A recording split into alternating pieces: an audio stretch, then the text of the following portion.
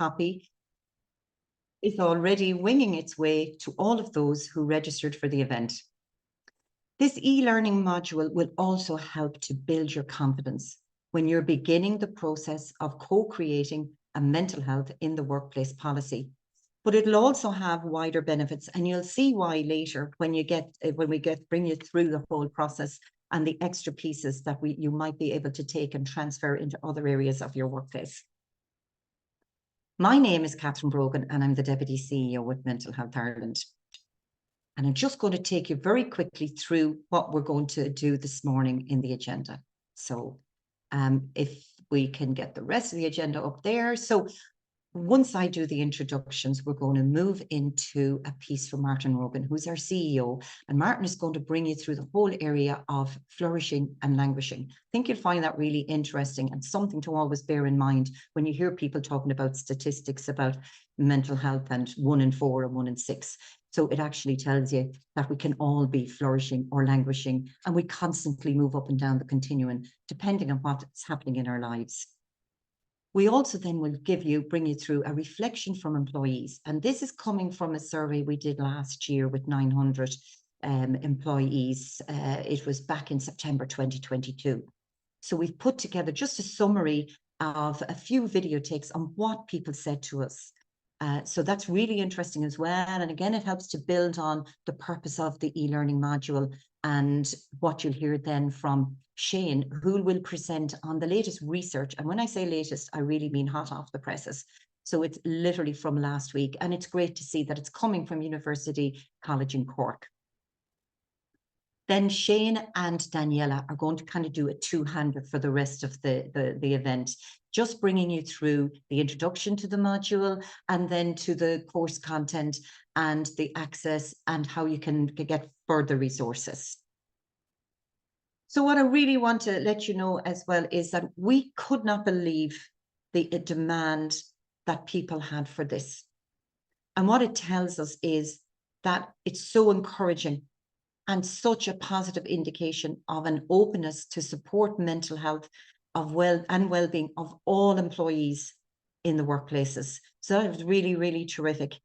Just to also let you know that the webinar will be recorded, so it's available again after today. So if you want to go back and slip through it again, more than welcome to do that.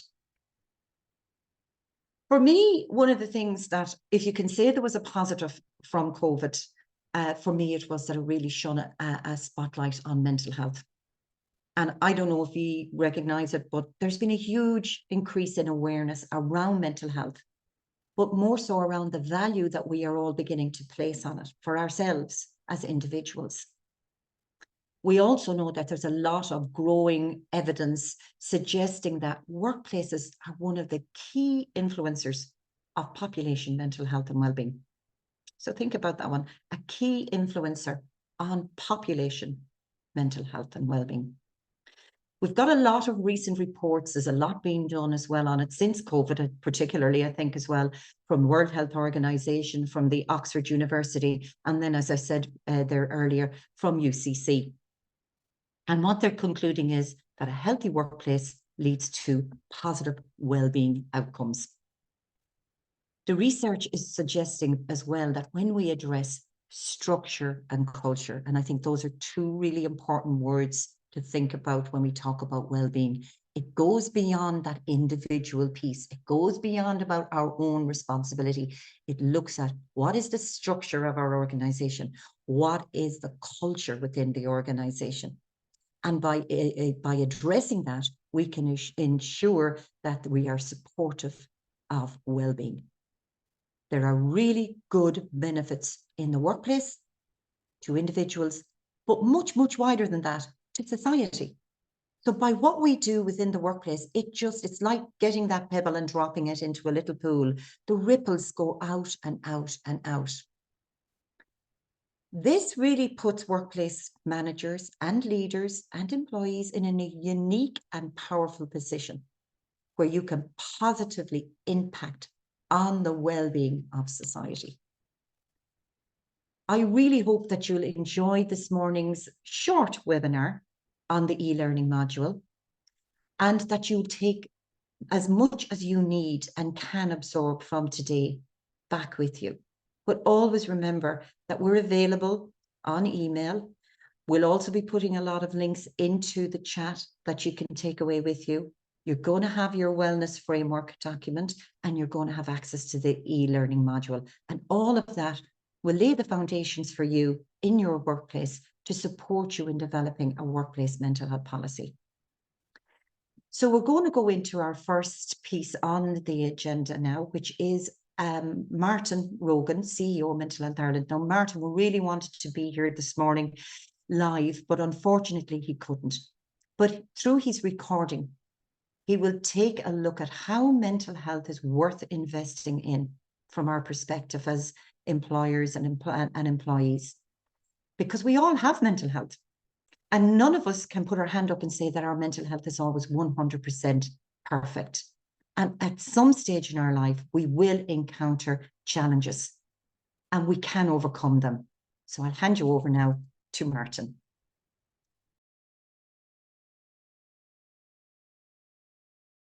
Hi, my name is Martin Rogan. I'm CEO with Mental Health Ireland. And as you know, Mental Health Ireland has been in operation since 1966, and our role is promoting positive mental health and well-being, also supporting people in recovery to reintegrate into community life again. I suppose over the last number of years, our understanding of mental health has changed quite radically. I suppose sometimes people understood it as a kind of a passive phenomenon, that some people were lucky and they just enjoyed good mental health. But sometimes either by accident or design, if you look at people's lifestyles, they often had many protective factors built into their immediate lifestyle, their family, their work situation, or indeed their social connections. In fact, during COVID, it was interesting when sometimes it wasn't possible to use all these organic supports. We began to have a greater appreciation of what happens when you take away these supporting scaffolds. I suppose in the past, we talked about 1 in 4 people having a mental health issue, and I suppose that was one way of understanding, but increasingly the research is pointing in a different direction. A person working in Atlanta, Georgia, in the Centre of Disease Control, Corey Keyes, has done really large public health studies and questionnaires for over many, many thousands of people, sometimes in an urban setting, in a rural setting, perhaps in a developed country, etc. And he found an interesting phenomena that basically can be represented on a random distribution chart. So in terms of what he discovered, that at any given time, about 16% of the population enjoy good mental health. There's a middle group of about 54% have adequate mental health. They get by most of the time. Sometimes it's a bit of a struggle, but they get by most of the time. There's about 20% of the population will have what's recognized as a significant mental health need and have a diagnosis perhaps and be in active treatment. And then he found another cohort on the tail of this graph.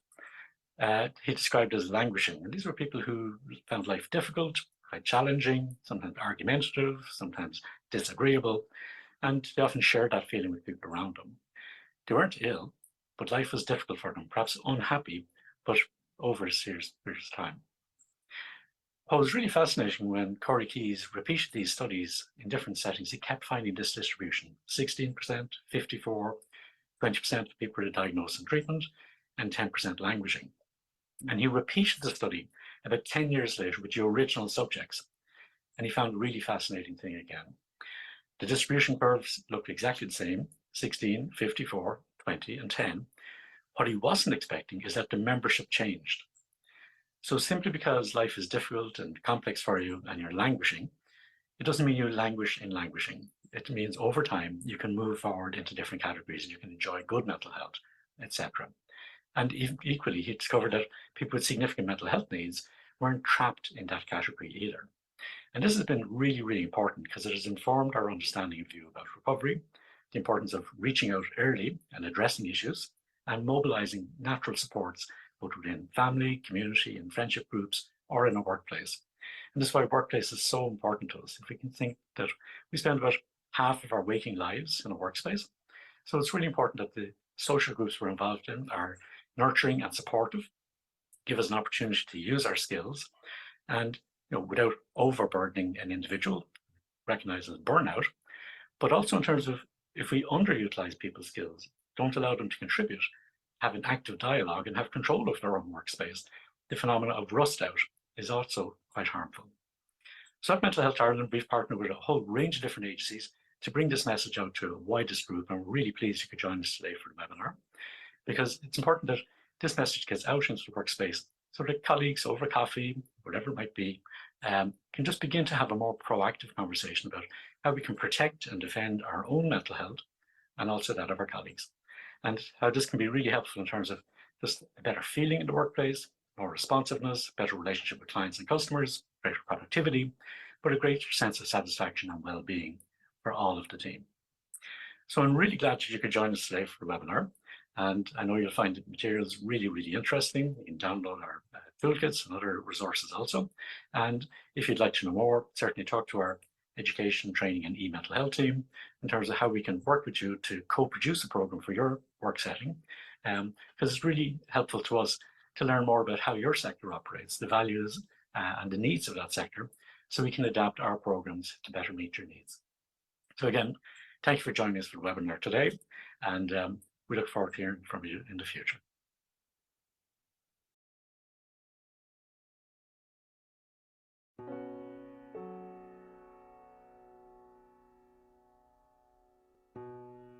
I feel as though if I'm overwhelmed due to work, that it's always attributed to my mental health challenge rather than the reality of what my day-to-day workload is like at that particular time. It makes me feel as though any weakness will be observed as declining mental health, and almost as though I'm invisibly labelled as high risk. I experienced burnout, and it was affecting my energy levels, my behaviour and ability to function. I explained the effect this was having on me to my manager, and they encouraged me to see my doctor and take time off work. My manager also supported me in coming back to work for a decreased number of days to help me recover. I opened up and my manager was very sympathetic and supportive. They guided me to get support and they followed up with me afterwards. They guided me with making priorities so as not to be overwhelmed with my commitments. I experienced workplace bullying and made an official complaint and experienced retaliation. I was placed on leave whilst the bullies remained in place with no action taken. Clarity around bullying behaviours and zero tolerance for behaviours is essential. In one of my jobs, there was non-stop out-of-hours calls and emails, unrealistic deadlines, and a very critical approach and extremely poor staff morale. When I found myself burning out, they told me that maybe I wasn't suited to the industry instead of acknowledging that the working conditions were actually really poor.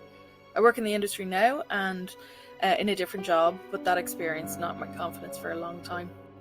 In one particular job I had, my manager was extremely supportive when I was going through traumatic events in my life. They made it easy for me to talk about this by being open and non-judgmental. They created a sense of normalcy around talking about how we were, which was particularly important at the beginning of the pandemic. She asked me how I was and when I need to take time off to support my sick family. She made this possible by allowing me to work more flexibly. What worked well for me was being able to speak to my line manager, to explain my situation, and in return having a supportive ear and understanding. It means everything.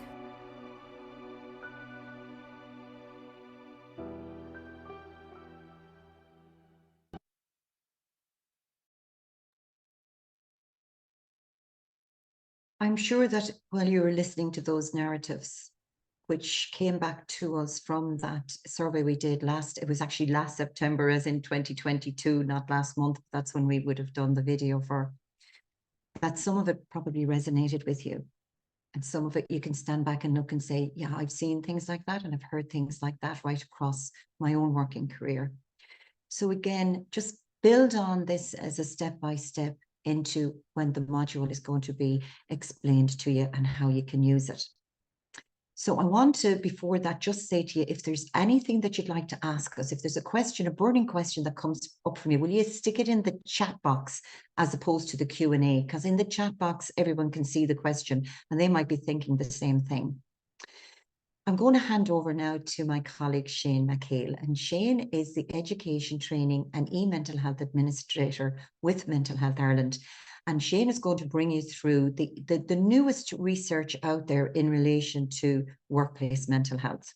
Over to you, Shane. Thanks very much, Catherine, and good afternoon, everyone. Glad you're here, and thank you for joining us this afternoon.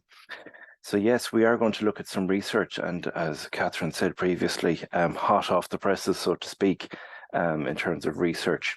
So we're looking at here a piece that is titled Work-Related Causes of Mental Health Conditions and Interventions for Their Improvement in Workplaces. Now, Mental Health Ireland ourselves, in terms of our language choices, we would probably refer here as mental health challenges, but just to acknowledge the title of the piece.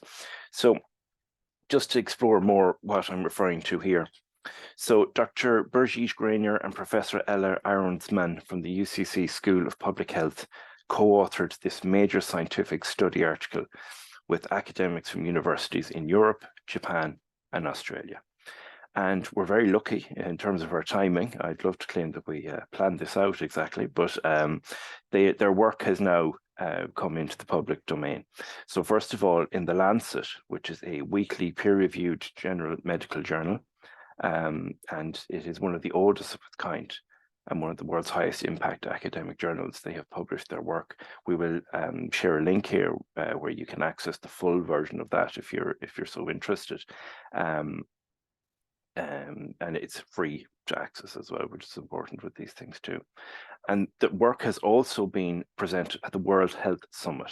It's a unique science-led international strategic forum for global health, and it brings together stakeholders from politics, from science, the private sector, and civil society from around the world to set the agenda for a healthier future by inspiring innovation solutions for better health and well-being for all.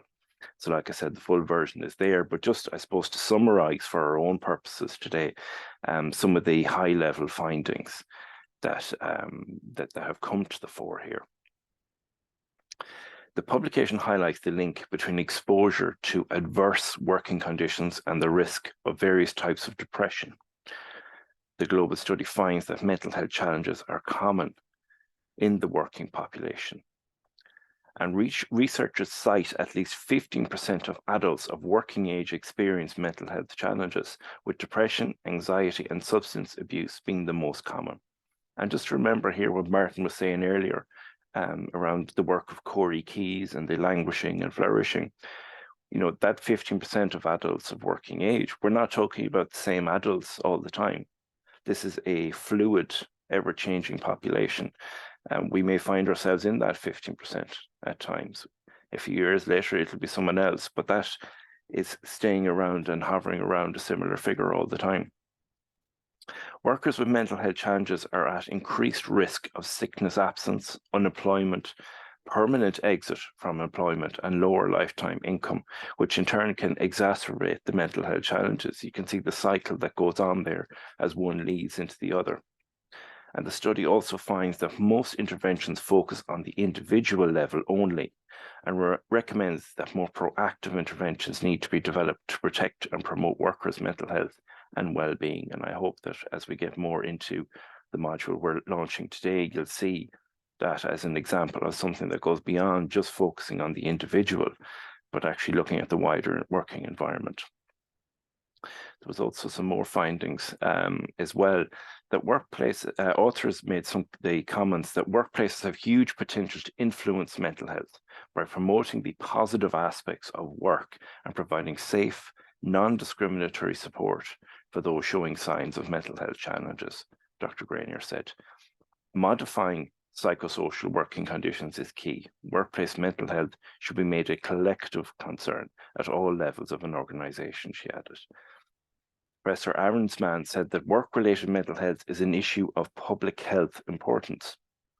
We know burnout and distress are common, particularly within the healthcare sector, leading to difficulties in attracting new workers, their retention and turnover. Interventions must include the prevention of mental health challenges, along with helping affected individuals, regardless of cause, she added.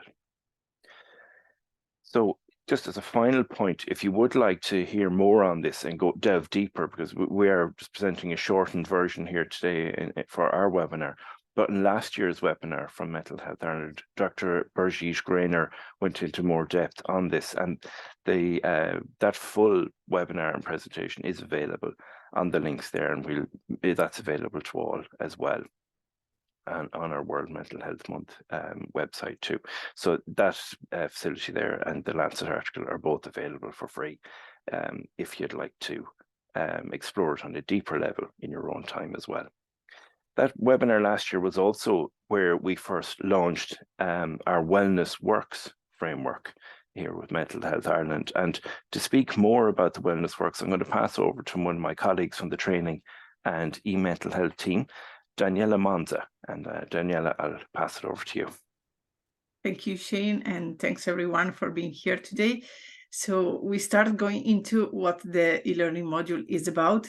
And the first important thing to know, it is a companion resource to last year Wellness Work framework, because we saw the potential of that framework, but we thought that maybe building capacity before implementing the recommendation of the framework would be a good idea. So we developed this e-learning module to do exactly that.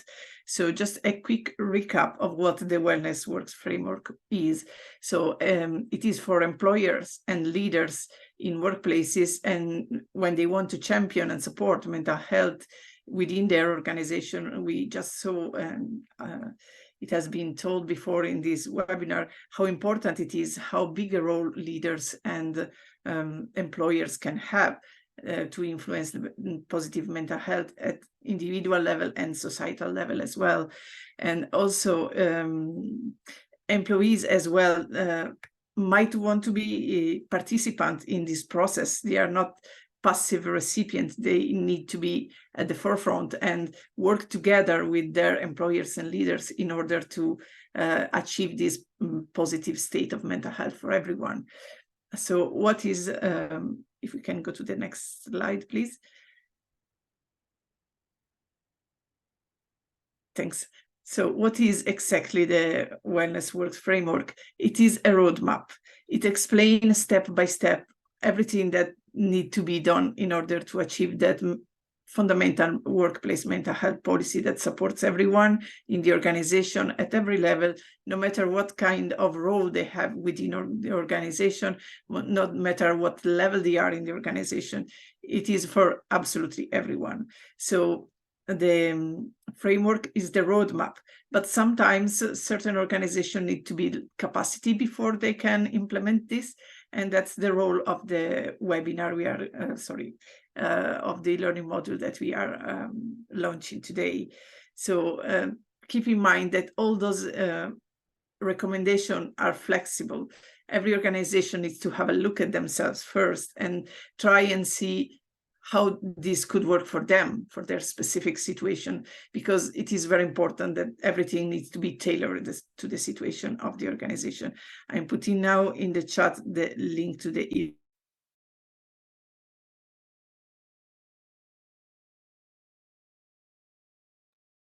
Sorry, Daniela, you're gone on silent there. You're gone on mute. Sorry, I don't know how it happened, but hopefully you can hear me now. I was saying that I placed the link to the e-learning module in the chat in the meantime. And if we can go to the other slide about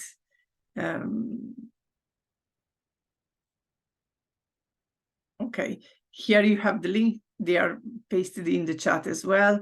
So keep in mind that the two things work together. The e-learning module is the preparatory work, and the wellness work explain how to do the actual work. And the webinar, last year webinar, is the context. So to give you an idea of everything that we have, the offering that we are explaining today. And Shane, back to you. Brilliant. Thank you, Daniela. Thanks a million.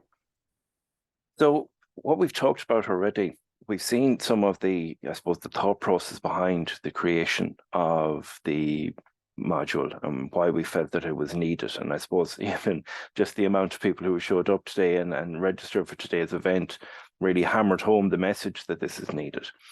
And in my role as training and e-mental health administrator, I'm in contact every day with organizations who are looking to support their staff at all levels through our offerings of trainings and workshops. And this goes for multinational companies and also local businesses. You know, they're all recognizing the role that workplace has in the well-being of their staff. And even in that sentence, the idea of workplace is so different to what it used to be. You know, even I'm thinking here as we're talking, I mean, I never thought that my spare room in my house would end up being my workplace for most of the point. Even amongst our panelists this morning, you know, we're covering the length and breadth of the country. So the idea of our workplace is very different physically to what it was. And that's just one of the challenges that exists in the modern workplace. So in a few moments, Daniela is going to outline a little more about the module itself and give a bit of an introduction. But before we go there, I want to turn our attention to all of you and the organizations that you're representing here today, because we're confident that the module that we're launching today will be an asset to all of you in making the next steps in your commitment to well-being in your own workplace. And that's regardless of where you're starting from. So whether you're building upon existing work and things that you've done already, or whether you're making your first steps in this area, we're confident that this will be a help. However, the first thing is that we need to do is be conscious of where we're starting from. And furthermore, we need to gauge the readiness of our organization before we make those first steps. So one way of doing this is using a tool that is popular amongst organizations called the McKinsey 7 S's framework. So in a very short explanation, this is a framework that is used to measure an organization's readiness for change and to manage change within an organization. And it looks at some key areas such as competencies, procedures, and structures of an organization. And it breaks it down further into what you see here on screen, the hard S's and the soft S's. So it looks at the structural, strategic, and systematic areas of the organization. And it also looks at the soft S's, the skills, both the skills of the organization in of itself, but also the individuals within the organization. It looks at the staff, the people working in the organization, and what they can bring to a process. Style, culture. We've all heard it, that culture eats policy for breakfast. We all know that it's true. So what is the culture that we're working with and working in? Strategy. What is the organization trying to achieve? Structure, the authority relationships, and how various levels within the organization relate to each other and how available they are to each other too. Systems, the processes and the procedures, and the shared values. What is the vision? What is the mission of the organization overall? So using this McKinsey 7 S's framework, you get an idea of how well your organization is positioned to take on change. And in the case of what we're doing here, we have, based on the McKinsey model, created an organizational readiness questionnaire that we believe will be a very important first step in your own development and your own work on the area of developing a mental health and well-being workplace policy. So the questionnaire will be available in the online version, and it will be one of the first steps that you take part in. It will also be available in the resources as a downloadable version, and that'll be shown a bit more later on. But this is very important to know about where you're starting off from and where you can build from, and having realistic expectations of oneself and our organizations. So that's the first step, the organizational readiness questionnaire. The next step will be to get into the module itself, and I'll pass back to Daniela, who will tell you more about that process. Thank you, Shane. Excuse me. So when you go to the link that has been shared in the chat, you will also see in the chat I put a file, a PDF file that will guide you through the registration process step by step. The reason for that file is that Mental Health Ireland website is under construction and major restructuring work. So that is like a protected pathway that with no trouble will lead you to accessing the module, because there might be work going on in the next months. So just to make sure that pathway works. So when you get to the page, you have two different options, to register or to log in. The first time you access, you will have to register. From the second time on, you just log in. So the registration process is very important because you have to choose the right option to get into the module. So thank you. You see, you input your data, but when the system asks you what kind of profile you want to create, it is very important that you choose the corporate profile, because if you choose any other profile, you will not get into the e-learning module. They are created for different use, different reasons. So it is very important that you choose the corporate one. And it will require you to verify your email. And once you have done all the process, as I said, is very clear, explained in that file if you want to download it from the chat. We go to the web page. Thank you. Now we are switching the system to go to the page. We have experienced a little bit of a slow connection today, so we have set up on different computers the different pages, so you don't have to wait for it to load. Okay, thank you. Okay, so the page where the e-learning module sits. So you can see the title, Your First Steps Towards Mental Health and Wellbeing in the Workplace. It is a self-directed e-learning module. It takes about 1 hour to complete, depending on how much time you spend on the activities. And you can see there is an accessibility note in case you need it. You see that little icon that looks like a pair of eyeglasses. It is, if you click on that, it will direct you to a screen reader compatible version of the module. But also you can use a little button in the bottom left of the interface, which brings you to a full screen version. Now we have set up the full screen version of a different computer. So if I can share my own, okay. Okay, I hope everyone can see this. So I will give you a little bit of an overview of the interface. So you have the e-learning module, you have all your slides on your right. You are free to browse around the different slides as you please. There is no necessity to go through all of them in a sequence, even if for the first time it is recommended that you follow because they build on each other. Then here at the bottom left, as you can see, there is the full screen button that I highly recommend using if you can, because it's much easier to read and navigate. There is a resources button on the top left, and here you can access all the files, additional resources that we have uploaded that are very useful documents that you can print, download, print, and use in your implementation of the. It is a support to make things easier, basically. And also at the bottom, you have the PDF of the Wellness Work Framework if you want to access it. And so in the module, there is in the interface another nice thing that I want to point out. If you go to the drawing button, you can scribble on it or highlight different things that interest you, and until you do not refresh the page or exit the e-learning and come back, it will be saved so you can access it.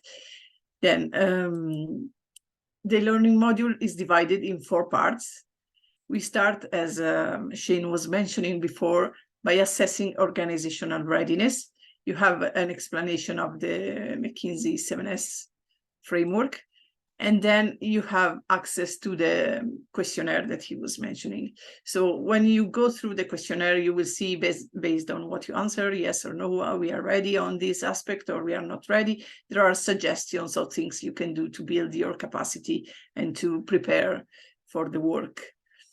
Once you have assessed the organizational readiness, there is a section to learn more about the current state of employee mental health and well-being and what is exactly employee mental health and well-being. It explains about mental health, well-being, and how what things can influence mental health and well-being in workplaces. You will see along the e-learning there are sometimes interactive activities like this one, for example. So you can access different aspects by clicking on the different tabs. there are different style of interactions that will make your learning a little bit more engaging.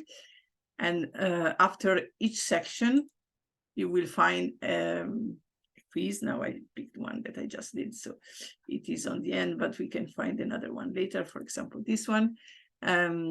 It will give you an opportunity to test your knowledge and see if you are understanding. If you now, I will give random answers, so there will be plenty that are wrong, but you can test your knowledge this way, which is very handy because it has additional explanation in the answers. And then also when you get to the end of it, you can view your results and have a recap of how you are doing, excuse me, on your learning. So after we have reviewed about employees' mental health and well-being in the workplace and staff well-being, we go into what is the process to improve and solve these problems. So it is an explanation about the coproduction process. It is explained in detail, its origins, how to use it, different aspects, suggestions. We also have a section about tips and tricks from Mental Health Ireland's experience of using the process. So it is very much thought to be practical and easy to follow all the e-learning module. And the last session is about facilitation, which is an essential skill in coproduction, but also a facilitation approach to leadership is a protective factor for mental health in the workplace. So it will be a very useful skill anyway. Towards the end of the module, you will see that you have a slide to access further mental health resources through a Mental Health Ireland website. And also at the very end, a feedback form that you are invited to fill if you want. It's not mandatory, but if you fill it and you get to the end, you will have a chance to request your certificate for the e-learning module. So I think I told you most of it. And if you have any question, now it is the time that we are going to take questions and answers about everything that we have presented today. Thanks. And just before we go into the questions, because there's actually one in the chat there, Daniela, but just before we go to the questions, just to say that what you've seen this morning is a snapshot of the e-learning module. But if you're here looking at the e-mental health module and want to be more informed, I would highly recommend that along with the Wellness Works framework, go back and look at the webinar last year. There's really, really good content in that webinar from Birgit Grenier, but also from Deirdre Curran, who's up in the University College of Galway. So really, really good, just to inform yourself, because there might be questions that are earking at you and you start to wonder, but you might find the answers in there. The other thing to say is you might notice the language that we use. So when you are looking at a workplace mental health policy, and even indeed looking at all your policies, because again, remember, we go back to the structure and we go back to the culture. So if you think about it and look at it from a strengths-based focus, don't fear mental health. Don't fear well-being. Don't feel that you have to have all the answers. One of the key areas that Daniela mentioned as part of the e-learning module is the whole area of co-production or co-creation. So if you're in a role that feels that this is your area and you have to be responsible for it, the place to start is by looking and saying, who needs to sit around the table here with us? And how can we do it together? Because any of us that volunteer in any organization or who are involved in developing something, if you're on the stage, you know, nobody goes out there and does it on their own. There's a team effort. There's people who will input. There's people with specific expertise. And if you have a sense of ownership, when you create a workplace mental health policy, you're going to be on a winner and your organization is going to thrive as a result. So if you can just keep those little pieces around, keep it strengths focused. This is not about doing something because they're saying in legislation we need to do it. This is doing things for the right reasons. So I'm going to hand over to Sonia in relation to the first question, I think. Sonia, are you all right to come on and to take that? Yeah, and apologies, I can't be on camera today. My connection isn't fantastic, but I just wanted to come in. There seems to be quite a few questions in relation to neurodivergence and mental health, and in the workplace in particular. And I think this is where co-production comes in. So we're recommending you co-produce a mental health policy. So on that co-production group, what I would recommend is having a number of people who are neurodivergent and also experts on the area, and that those people can be the same people. So it's expertise by lived experience, but also potentially expertise by research. And that way you're going to get a tailored workplace mental health policy that actually fits, and it fits the workforce. So that's the power of co-production. So that's what I would respond to that. In terms of research on the area, we can send you on links after the webinar in terms of the latest research, but I really would, it comes from the lived experience. As far as I'm concerned, that's the most important place to go from first. Thanks, Catherine. And just to add to that, Sonia, it's something that we would have found ourselves, and Daniela and Shane will adhere to this too, is that people don't want to have separate policies because they have specific issues.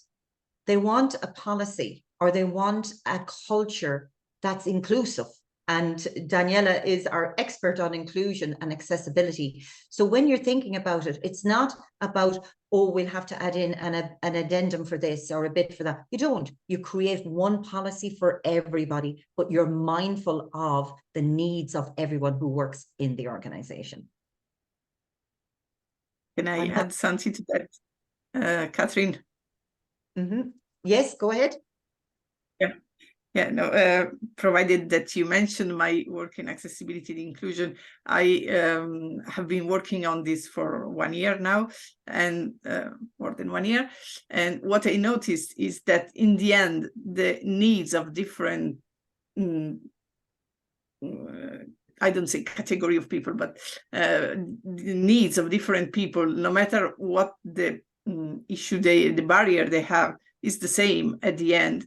Most of these people will agree on what helped them and what doesn't. So it's just a matter of having them at the table and letting them express what their needs are and listen to them, because it's not that it's not going to become like a rabbit hole. What about the neurodivergent people? What about these other people? What are the ones with physical disability? It will be all the same, similar things, similar needs. At the end, it will not be that different. It will just be inclusive of everyone. It's just a matter of listening to them. Yeah. So on this note, I can see a question here that would suggest that all of our team do this module. We are a small team, or would you suggest it for managers, team leaders? It is focused on team leaders, but actually it can benefit everyone, because to fully participate in co-production, even any team member needs to be have an understanding of why they are doing, why it is important, and what's the goal of doing this work. So the more they know, the easier it will be. So yes, it is. If they have 1 hour time, they are willing to do, go ahead. I'd say it is for everyone, honestly. Yeah, absolutely. See, could this module resources be used for clients what we meet in our work, i.e. carers, etc., or is the focus on staff well-being?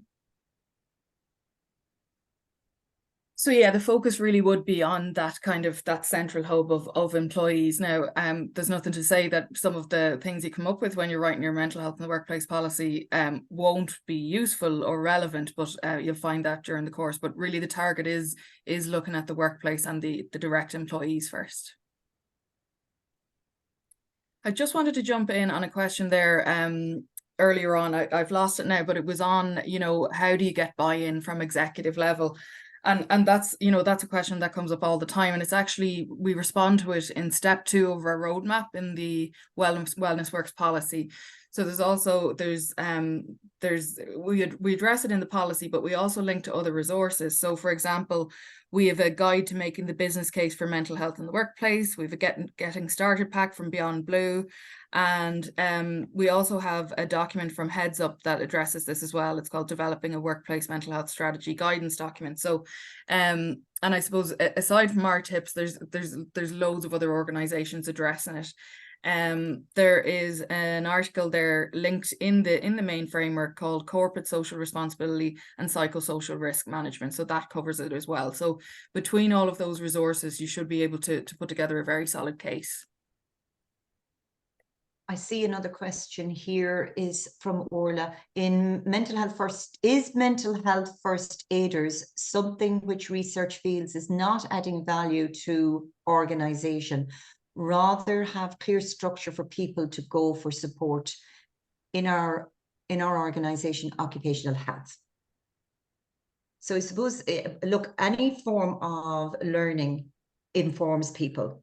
But when it comes to creating the policy, you need to look at the organization you're in, the knowledge of the people that are there, bringing people together and asking them, what is it that they want? What is it that would work for them? So it's again going back to looking at the strengths-based approach.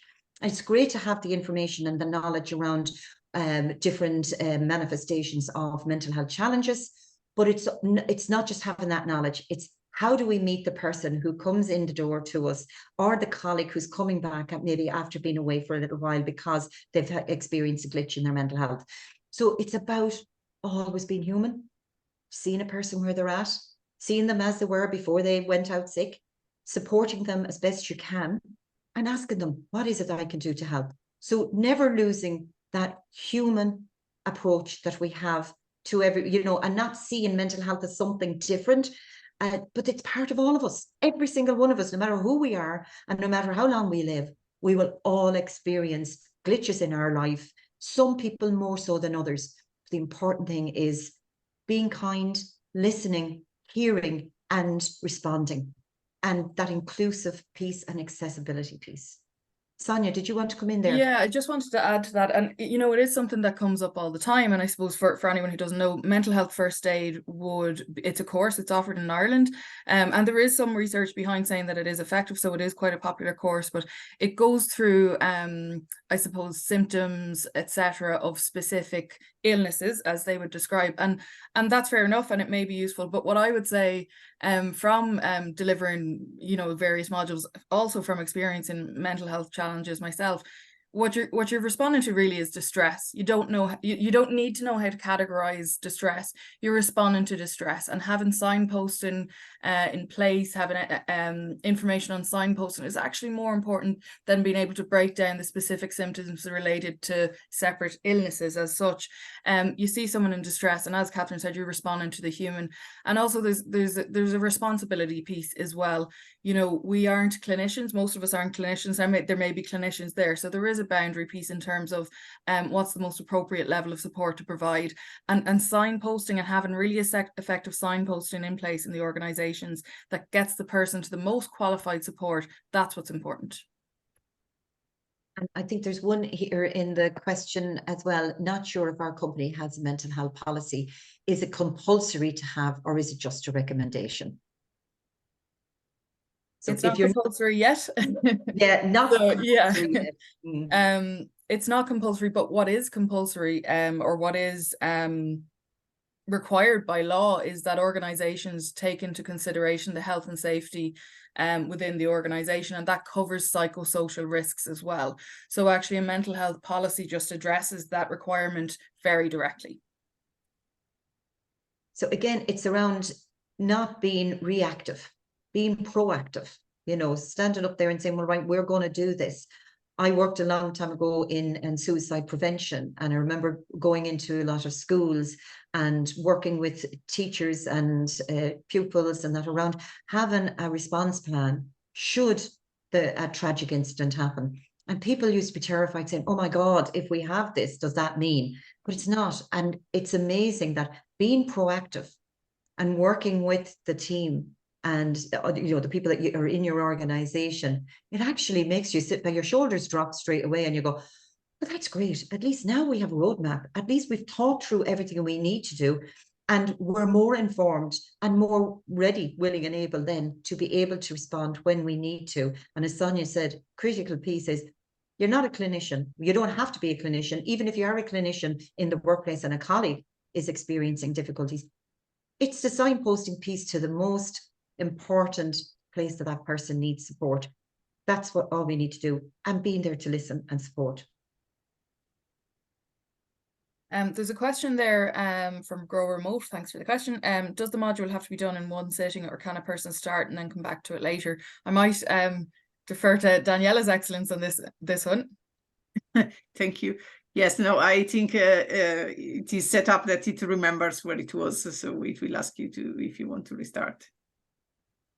But the slide number also can help in case it doesn't, that it is, at what point did you get? Yeah. I think, I'm not sure now, but because things keep coming in the chat, but I think that we've answered everything of questions, have we?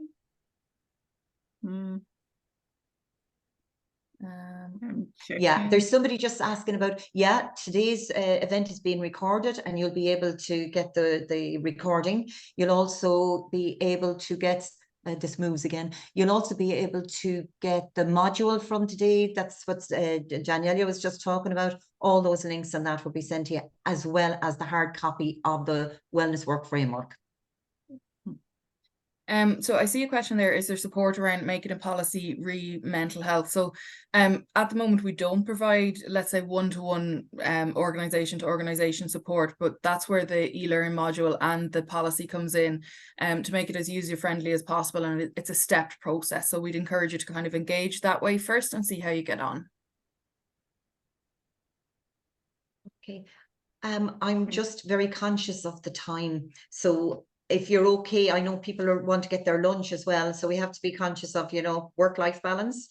So just to sum up then for the end of this today, all those resources are going to be sent to you via the Eventbrite link. This doesn't happen just by accident. This doesn't happen overnight.